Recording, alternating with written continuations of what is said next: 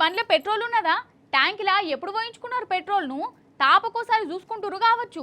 Bunk గానస్తే చాలు బండ ఆడికే పోతుందట కదా. అసలు మనకు ఉన్న రందులు చాలతలేవని కొత్తగా ఇప్పుడు ఈ పెట్రోల్ రంది పట్టుకున్నాయి.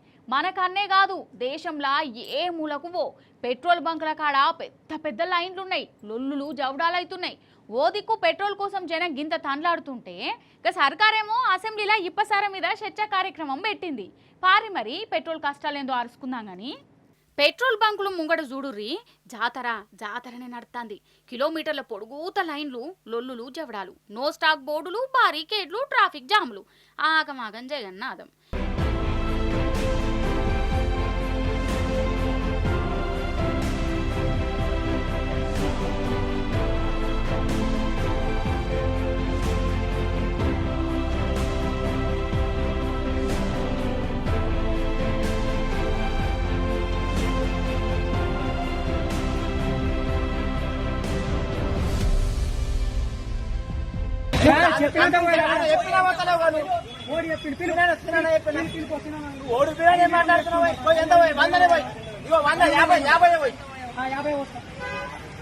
పెట్రోల్ బంకులు ఏడగానస్తాడా జనం శీమల దండు లెక్కనే ఎగబడుతురు. బండ్లు కార్లు పట్టుకొని పనులను నిడిచిపెట్టి ఆఫీసులకు సెలవు పెట్టి మరీ పెట్రోల్ కోసం లైన్లలో ఉంటురు.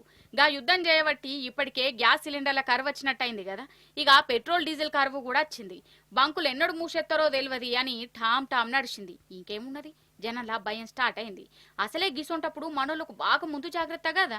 అందుకే పెట్రోల్ అవసరం ఉన్నా లేకున్నా ఎన్నడు 100 రూపాయల మించి కొట్టియకున్నా ట్యాంకుల నిండా పెట్రోల్ పోయించుకునేందుకు ఇగో గిట్లా బంకుల ముంగడికి వచ్చిర్రు.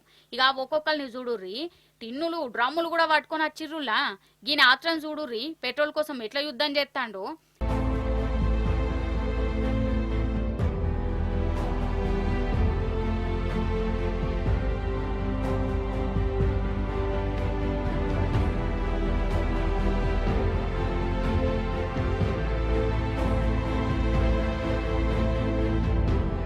ఇక గిదే మోకల బంకోళ్ళు కూడా ఆఫర్లు పెట్టిరు.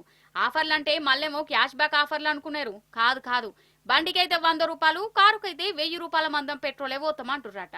ఇక ఈడ కూడా లడాయి. ఇప్పటికే శానా పెట్రోల్ బంకులు బంద్ పెట్టిర్రు. నో స్టాక్ బోర్డులు కానొస్తున్నాయి. ఇంకో దిక్కు పెట్రోల్ కోసం పట్నం అంతా తిరిగి బండ్లు నాయింత పెట్రోల్ కూడా ఒడగొట్టుకుంటుర్రు.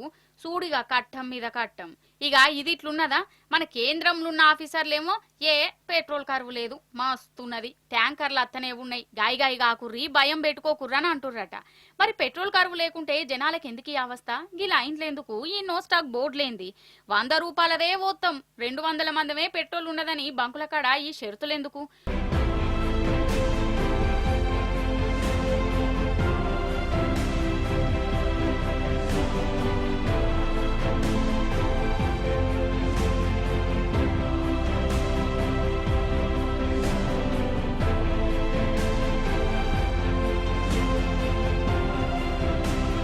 ఓ దిక్కు గ్యాస్ సిలిండర్లు దొరకక జనం ఎట్లా తిప్పల పడుతుర్రో అందరం చూస్తూనే ఉన్నాం. ఇక హోటళ్లు, హాస్టల్ అయితే బంద్ పెడుతుర్రు. టిఫిన్లు, షాయి రేట్లు పెంచిర్రు కూడా. ఏమన్నా అంటే గ్యాస్ కరువని వాళ్ళు చెప్తుర్రు. ఇప్పుడు పెట్రోల్ డీజిల్ కోసం గింత తండ్లాట అవుతుంది. జనం రోడ్ల మీద గింతగనం అవస్థ పడుతున్నా అటు కేంద్ర సర్కారుకు, ఇటు మన రేవంత్ సర్కారుకు షీమ గుట్టినట్టు కూడా ఉంటలేదు. లేకుంటేని మరి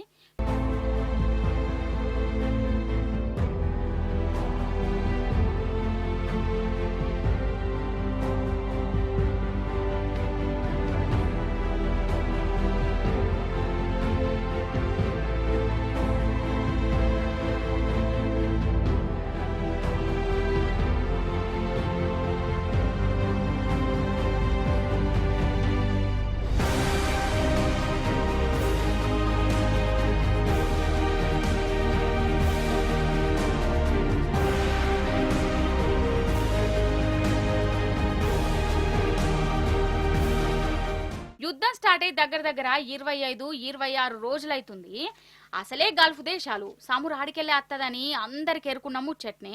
మరి మన ప్రభుత్వాలు ముందుగానే నిద్ర లేవన్నా అద్దా, ముందు జాగ్రత్తలు తీసుకోవాలన్నా లేదా? గా పని చెయ్యాలి. ఇప్పుడు జనం మళ్ళా పెట్రోల్ కోసం, గ్యాస్ కోసం రోడ్ల మీదకి వచ్చే.